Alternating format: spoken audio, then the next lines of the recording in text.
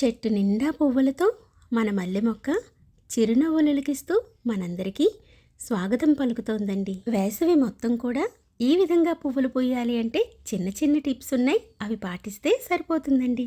నమస్తే అండి, నేను అరుణకుమారి.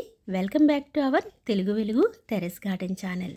విరివిగా మల్లెలు పూయాలి అంటే మన మల్లె మొక్కకి సరైన సదుపాయం చేయాలిగా, మరి అవేంటో చూద్దాం రండి. మీరు చూస్తున్నారుగా, కొమ్మ కొమ్మకి పూలతో ఎంత అందాన్ని ఒలికిస్తుందో మన మల్లె మొక్క.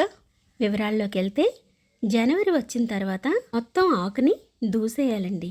ఎటువంటి గోళంలో మొక్క పెట్టుకున్నా కూడా 2 ఇంచుల వరకు ఈ విధంగా పాత మట్టిని త్రవ్వి తీసేసి కొత్త మట్టిని గత్తంతో కలిపి వేసుకోవాలండి. ప్రస్తుతానికి మన దగ్గర 4 రకాల మల్లె మొక్కలైతే ఉన్నాయండి. ఈ మొక్కలన్నింటినీ కూడా నేను జనవరిలో రీపాట్ చేయించానండి. ఈ విధంగా పాత మట్టిని తొలగించి తల్లి వేరు మినహాయించి జాగ్రత్తగా మిగతా చిన్న చిన్న వేళ్ళన్నీ కూడా కట్ చేసుకోవచ్చండి. తర్వాత మొక్కని ఎటువంటి కంటైనర్లో వేయాలి అనేది ప్రశ్న.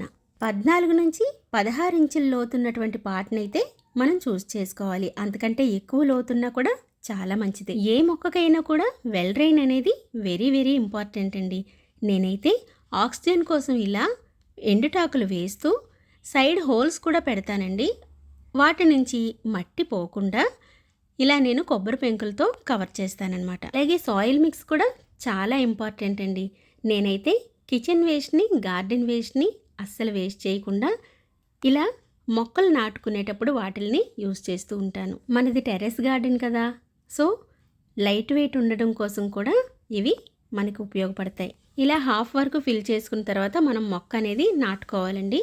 నాటేసుకొని మిగతా గ్యాప్ అంతా కూడా ఈ విధంగా ఫిల్ చేసుకుంటే సరిపోతుంది. ఇక ఫర్టిలైజర్స్ విషయానికి వస్తే, మల్లెలు విరగబోయడానికి చాలా చాలా టిప్స్ ఉన్నాయండి.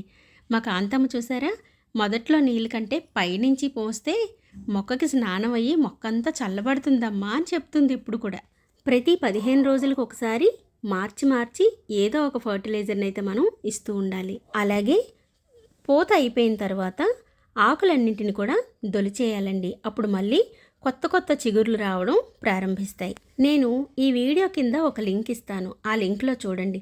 చాక్ పీసుల పౌడర్ అనేది చాలా చాలా ఇంపార్టెంట్ అండి. ఎందుకంటే ప్రతి మొక్కకి పూత కాత సమయంలో కాల్షియం అనేది చాలా అవసరం అనమాట. అలాగే బియ్యం కడిగిన నీరు, పప్పులు కడిగిన నీరు, కాయగూరలు కడిగిన నీరు ఇస్తే మంచిదండి. వజ్రాయుధం లాంటి మరో టిప్ చెప్తాను, వినండి.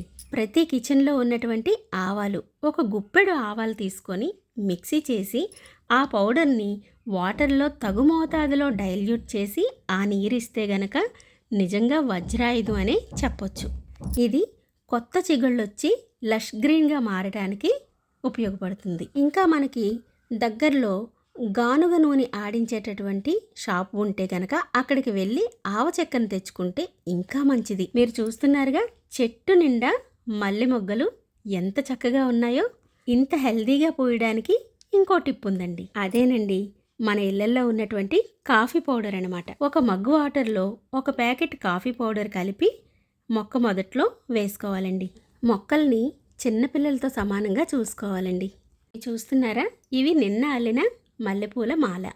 ఈ మాల ఈరోజు అల్లి స్వామివారికి వేశానండి. ఇంత చక్కటి బ్లూమింగ్ కోసం పొటాషియం కావాలి కదా, బనానా ఫర్టిలైజర్ కూడా ఇస్తూ ఉండాలి. అలాగే కంప్లీట్ సన్లైట్ అనేది చాలా ముఖ్యమండి. బ్లూమింగ్, ఫోటోసిన్సిస్, ఫ్లవరింగ్ వీటన్నింటి కోసం సీవీడ్ లిక్విడ్ యూజ్ చేస్తే ఇంకా మంచి ఫలితం ఉంటుంది. స్టెమ్ కటింగ్ ద్వారా వర్షాకాలంలో ఈ మొక్కని ప్రాపగేట్ చేయొచ్చు. చివరి వరకు ఈ వీడియోని చూసినందుకు థ్యాంక్ యూ వెరీ మచ్ అండి.